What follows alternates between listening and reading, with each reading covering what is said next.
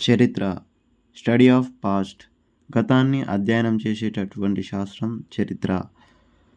చరిత్రకి మరొక నిర్వచనం నిర్దిష్టమైన ఆధారాలతో నిర్మితమైన చరిత్ర. చరిత్ర పితామహుడు హెరోడోటస్.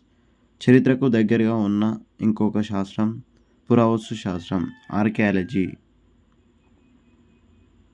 ఆర్కియాలజీ డిపార్ట్మెంట్ అనేది పురావస్తు ఆధారాలను సేకరిస్తుంది. పురావస్తు శాస్త్ర ఆధారాలు 1861లో ఇండియాలో బ్రిటిష్ పాలనా కాలంలో ఆర్కియాలజీ డిపార్ట్మెంట్ ప్రారంభమైంది. అలెగ్జాండర్ కన్నింగ్హామ్ మొదటి డైరెక్టర్ జనరల్. 1904లో పురావస్తు శాఖ పునరుద్ధరించినది లార్డ్ కర్జన్ బెంగాల్ విభజన కూడా చేస్తాడు. అక్టోబర్ 16, 1905.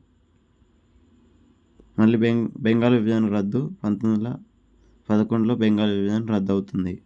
దీనికి డైరెక్టర్ జనరల్ జాన్ మార్షల్. పురావస్తు ఆధారాలు వస్తు ఆధారాలు, నాణాలు, శాసనాలు. నాణాలను అధ్యయనం చేసే శాస్త్రాన్ని న్యూమిస్మెటిక్స్ అంటారు. శాసనాలను అధ్యయనం చేసే శాస్త్రాన్ని ఎపిగ్రఫీ అని అంటారు. చరిత్రకు ఆధారాలు సాహిత్యం, గ్రంథాలు, మత గ్రంథాలు, లౌకిక గ్రంథాలు, విదేశీ గ్రంథాలు. విదేశీ గ్రంథాలకు మంచి ఉదాహరణ ఇండికా గ్రంథం. మెగస్తనీస్ రాస్తాడు దీన్ని. చంద్రగుప్త మౌర్యుని కాలంలో వచ్చినాడు